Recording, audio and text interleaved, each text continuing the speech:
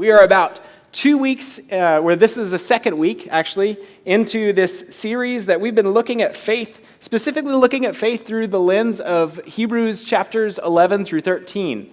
And so last week, just a quick recap, we talked about faith in the future and what it means to live as someone who is living into God's future in such a way that it completely changes how you live in the present.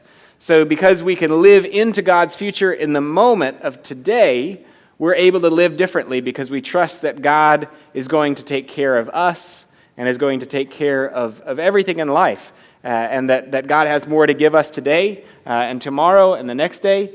And so we don't need to dig our claws into what we hold on to today and to never let go, but to allow God's future to shape our current reality. And so today we read this scripture today from the end of Hebrews 11. Last week we started with the beginning of Hebrews 11, which Hebrews 11 really just kind of recaps all of Israel's history.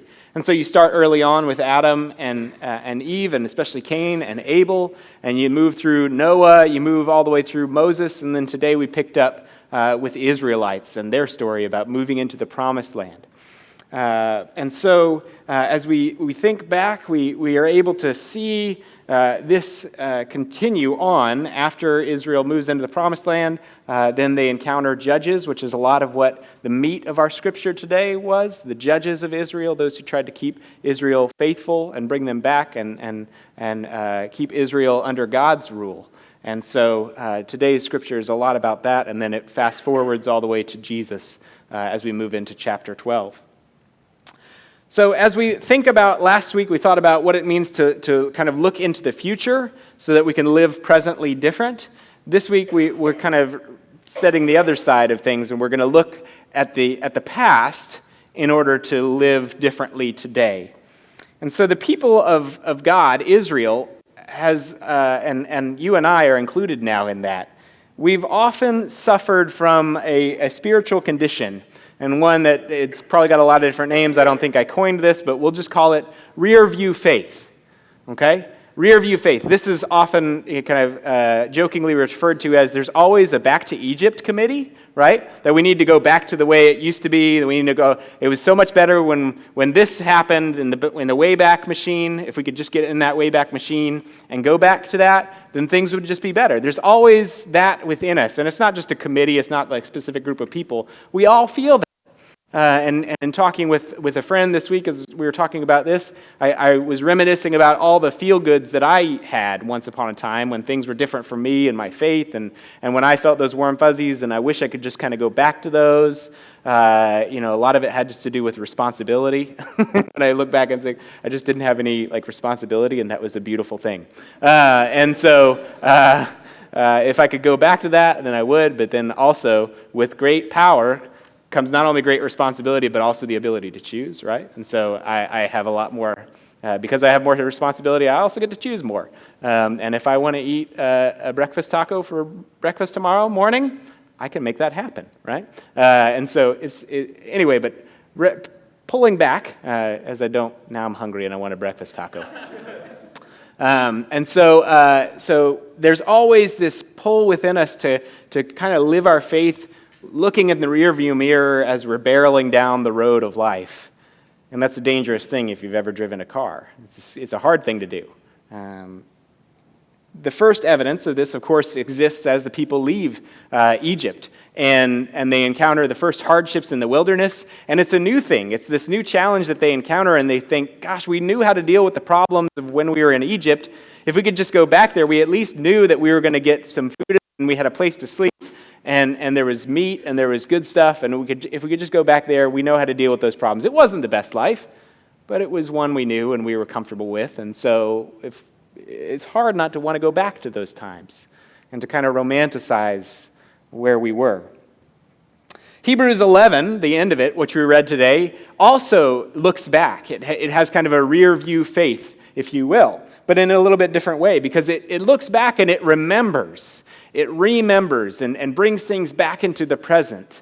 Have you ever had one of those experiences where you have that like deja vu or that odd feeling of when you step back into a place that you haven't been in a while, or maybe a situation and you think, gosh, this is just like that one time, or I remember this so much differently, or this is so much the same. Maybe oftentimes I feel like smells do that. I associate a certain smell with a certain thing. There's a type of chapstick that's like a berry-flavored chapstick brand chapstick that I first ever used it on a ski trip with the youth group, and I always, like, whenever I smell that berry smell, I always, like, it's just that chapstick. It can be any berry, doesn't take me back. But that particular brand of chapstick, it takes me back to that moment. And so living in Texas in the middle of summer, I just don't use that chapstick because then I'm like, oh, snow, cold, not sweating. But Hebrews 11 looks back and brings that past into the present, brings that rear view into the moment, into the now, and it does so by remembering and kind of bringing back all these stories. Specifically, it lists and says, I don't even have time to tell you about these, and then the writer kind of rattles off a list of what I would call Hebrew heroes, which if you're not familiar with Hebrew heroes, they're kind of like the Avengers, but they're only like a little more Old Testament-y. The Hebrew heroes, they were the people who kind of like, these were like just, conquerors and Israel's mightiest heroes, if you will. He remembers back, or the writer remembers back, and you and I are probably familiar enough with these Hebrew heroes, just enough to get ourselves in trouble, that we're familiar enough to remember their great feats of strength, of leadership, of conquering, and of winning. But also, if we were a little bit more, and I use we, I'm included in this, a little bit more educated, we would also, in the Old Testament, we would also know that these characters, even though they were heroes, they still had flaws.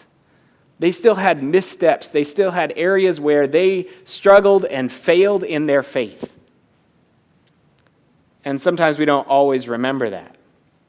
But he lists these things out, and the people of Israel, we've already talked about, that as great as they were and ready to enter into the promised land, they complained a lot on the way.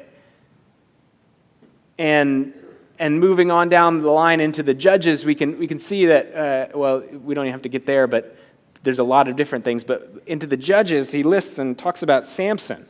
Samson, we remember as kind of the Old Testament's strong man, right? It's kind of our version of Hercules in the Old Testament. And he conquers, and he's strong, and he's a leader, and he kills the bad guys and helps the good guys win.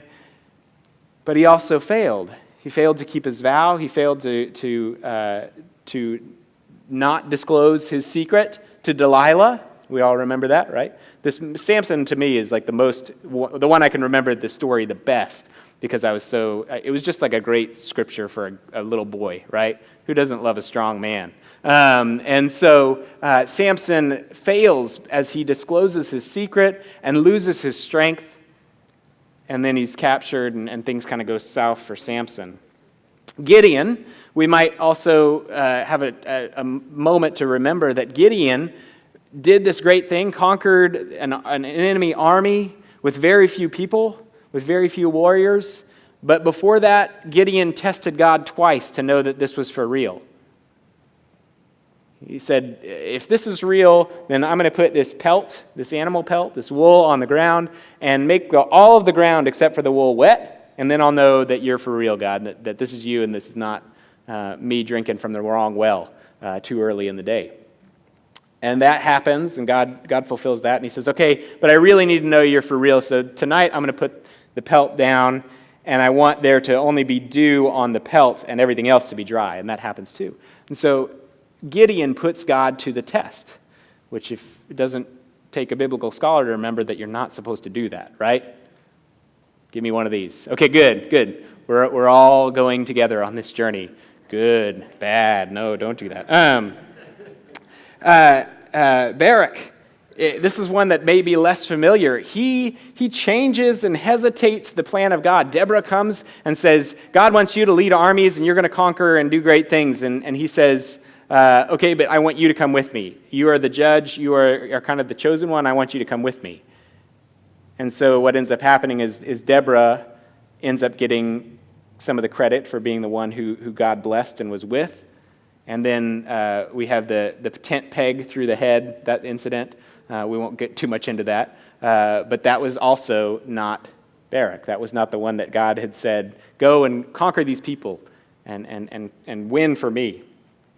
And then Jephthah, also one that we might not want to talk about, because Jephthah had a great victory for God, but he made a foolish promise beforehand. He said, whoever, if I win this, whoever when I get home comes through my door first, whatever comes through, I will make a sacrifice to God. And so when he gets home, his daughter comes out to greet him. And he laments and he cries and he says, oh my gosh, what have I done? That's not exactly what he says. He doesn't blame himself. He blames his daughter. I mean, what daughter? Like, shame on you for coming out to meet me. And so these are complicated characters that have high points and low points.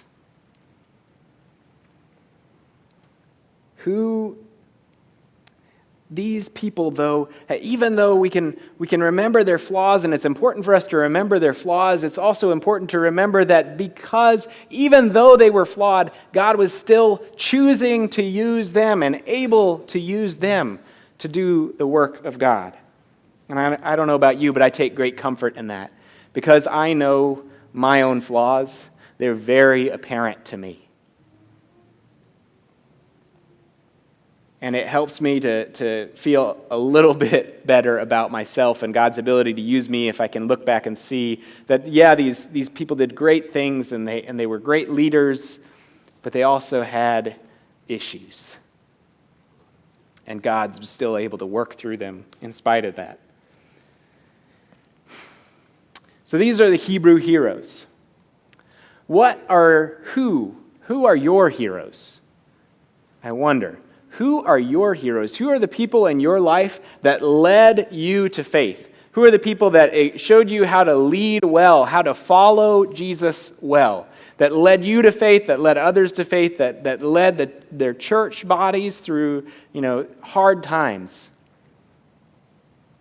Who are those heroes for you? They set the tone. They showed you how to follow Jesus Christ. Did you ever tell them? We're not going to sing the song right now. Or do I need to? Are y'all with me? Okay. Did you ever know that you're my hero? That one, yeah.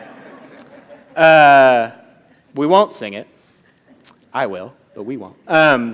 Did you ever tell them, though? Did you ever tell them what they did for you, what they did for others? Did you ever talk to them? And if you did, how long has it been since you went back and reminded them the way that God used them to touch your life and to touch other lives and to lead other people to Christ?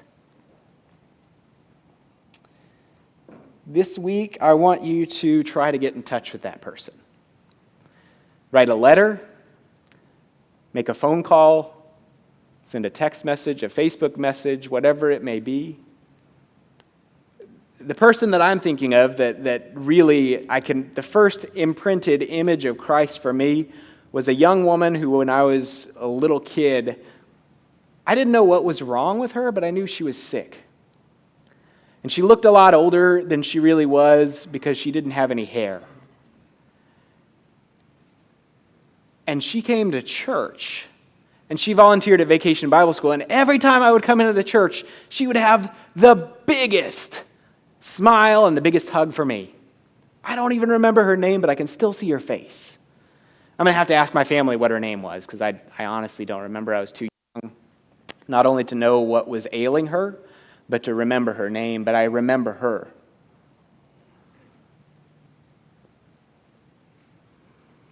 She died when I was still very young.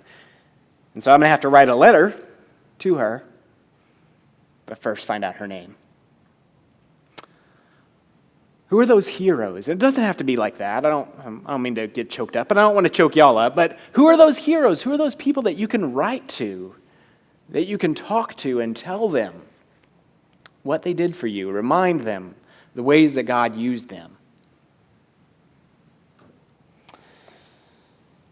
This is a great opportunity for you and I to stop and say, thanks for making a difference in my life. Thanks for showing me the way to live like Jesus. Thanks for changing other lives, transforming our community. And it's also a great opportunity for you to reflect and to not look back so much with like rose-colored glasses, but to remember that those people who are your heroes, they were no different. Even though they seemed larger than life at the time, that they're no different than you and I are or anybody else, that they are a flawed human being, but one who said yes and allowed God to use them in specific and special and important ways.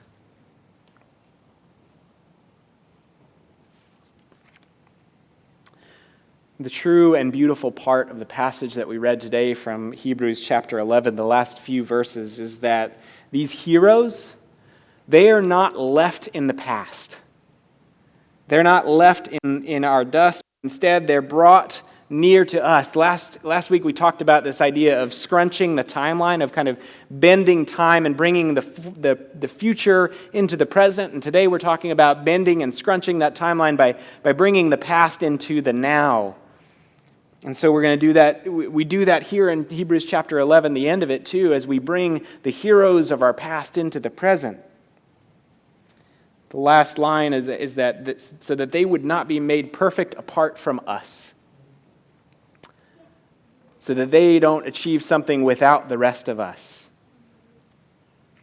Because it's all for one, and it's one for all. If you want to sing the song, we're all in this together. These heroes become for you and for me, they become the great cloud of witnesses to and for God and to and for you. You and I and others who look up to them and looked up to them and still do look to them for leadership. That they're not left back there in our memory banks, in the history books, in the forgotten saints of the church, but they're brought present into the now. Because they now join the cloud of witnesses that cheer you and me and us and others on as you and I, as we run our races. They cheer us on. There's some athletic event language there in chapter 12 as we start talking about Jesus. And as I was thinking about how do I picture the great cloud of witnesses, because I can't figure out exactly how to do that. A great cloud of witnesses. How do we do that? How do I think about that? How do I understand? How do I see that in my everyday life? My first instinct is to go to like little league soccer matches where people are making the tunnel and everybody's running over and they're cheering. Does everybody else have that experience and remember something like that? But I'll tell you what I actually remember, and in a second we're going to watch a video and let you kind of bring that past into the present. My first year of seminary, I started, and the first day of orientation, I heard about the great beast that had to be slain before the end of the semester. The great beast was called the CH13 exam, Church History 13. It was the make or break course. It was the one that on day one, the professor, who was awesome and a sweetheart and a wonderful guy, but he would hand you and say, this is everything that's on the exam. And I opened it up and I did the foolish thing of looking through the whole thing. And I started looking for a brown bag to breathe into because I started to hyperventilate and all this stuff. I don't know anything about this.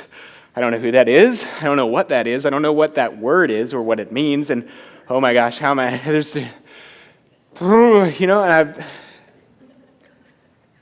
And then you would just hear about it constantly from all the people before. Oh, the CH13 exam. Oh, it's so. I remember when I went into it. Somehow I made it through. From the students that had already moved on to their second and their third year of seminary. And so it became this big deal, and I didn't know it, but it's a tradition that is always the first exam of exam week. And so we go throughout the whole semester, and they're encouraged to be studying the whole time. That's just a joke. to be preparing from week one to start like filling out this study guide. And it gets bigger and bigger, and the monster gets bigger and bigger, and it's almost like in the movies when the monster is so much scarier before you ever see the monster, right? And it's the moment that you see the monster that you start being, yeah, that's scary, but it was so much worse in my head, right? And I think that's one of the reasons that we always say the book was better than the movie, right? That it was so much better in my head. Bigger, badder, scarier. And so it came to exam week. That was always the first one, 8 a.m. Monday morning of exam week. And I think, gosh, could we just not push it back, give me a little bit more time to prepare? And because the professor was awesome, they did this thing where we had communion service at 7 a.m. exam week. And I remember feeling the tension of, I could have one more hour of study. Okay, but I think I should just go take communion. Because if I don't know it by now, I'm never going to know it. And so I go to the service, and about halfway through when we're receiving communion together, me and my classmates, I start hearing some noise out in the hallway. And I'm thinking, not now, Satan. Get away. I need to focus. I need to concentrate. I don't need anybody chitter-chattering in the hallway. And then as the service ended and they opened up the doors of the chapel, I heard an explosion of noise. And I want to show you the video to show you what I heard, what I saw. Or something like it. This isn't the year. This is from a different year.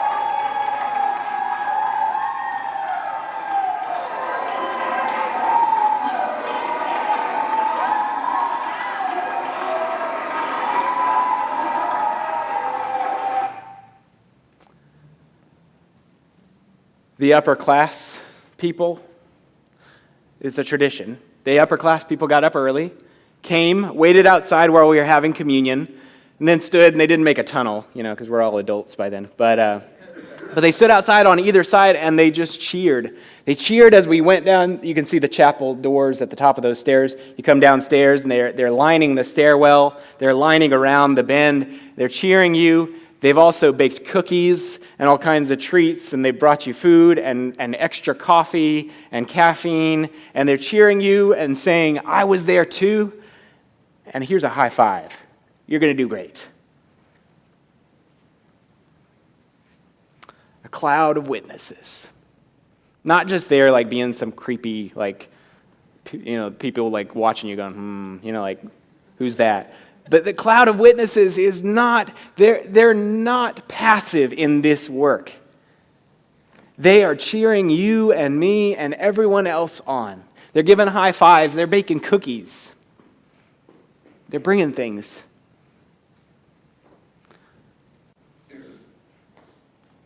I was still insanely nervous because the monster had yet to be revealed. But each and every one of those people, and not only, again, this was years later, so you don't get to see, terrified Russell on this video, but each and every one of those people were there saying, you got this. You got this, and so do you, and so do you, and so do you, and you, and you, and you, and you, and you. Because you're ready. You're ready. You may not feel it, but you're ready, and you can do this. I didn't think I could either, but you can.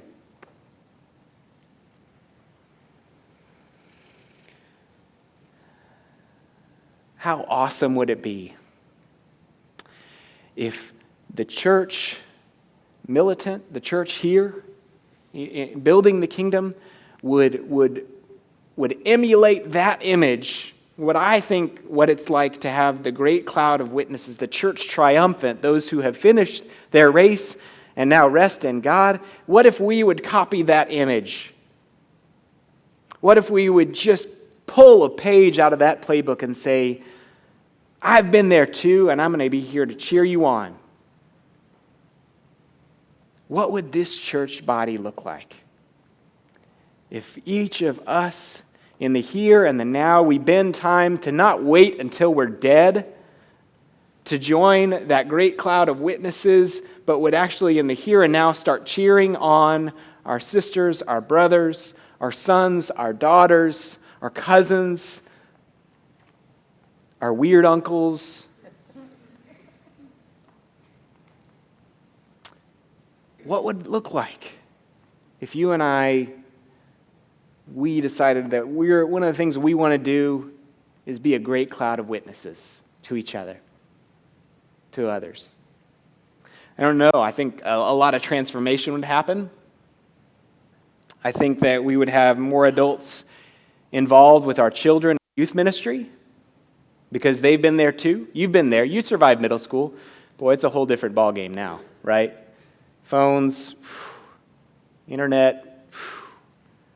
But you survived. It may not have been the same, but you were there and you ran your race and you finished it and you can tell them, you got this. I think that we'd have people showing up to see the youth off on their mission trip. People who didn't have a reason to come otherwise. People who show up at 7 a.m. on a Monday morning when they should be studying for their own exams. They got their own business. I think we'd have groups of people who were committee cheerer honors. We'll have to come up with a better title. But those who are just saying, I was on that committee once and man, it was tough, but we got through it. And you will too, and you'll get through this. We trust you. We know you're doing the work. We were there for you, cheering you on, saying, go, serve on, lead on. What would it look like if we just joined that great cloud of witnesses? The first few verses of chapter 12 reveal what the life of faith looks like for you and for me and for all who follow Christ. The life of faith is an adventure. It's a calling and it's a race. It's all of those things and so much more all at once. One of the things that I love about the video and about that memory is that it fits so well, not only with the great cloud of witnesses, but with chapter 12, verse 2, or 1 and 2. What we just read is that when you're ready to run the race, you take off that sin which clings so closely to you. And because we were in North Carolina and it's December, it was cold and everybody's carrying jackets. But you take off that coat, you take off that which clings so closely to you, and you get ready to get to work, to get to running your race, to get to competing in your event. I mean, we're talking track and field here, folks. And so we want to run unencumbered, at least as far as we're allowed to, right? And so we take off that outer garment of sin and we put on Christ and we run the race set before us. And how do we run that race? That race is a great game of follow the leader. In chapter 12, verse 2, looking to Jesus, the great pioneer and perfecter of our faith. How do we run? Follow the leader. The one who takes us, not through easy paths always, but takes us through shame sometimes, takes us through the cross sometimes, but we always end up in glory. We always end up in life, in new life.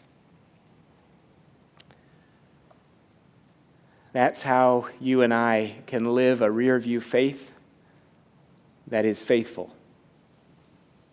By looking to Jesus, the pioneer, the perfecter, and following.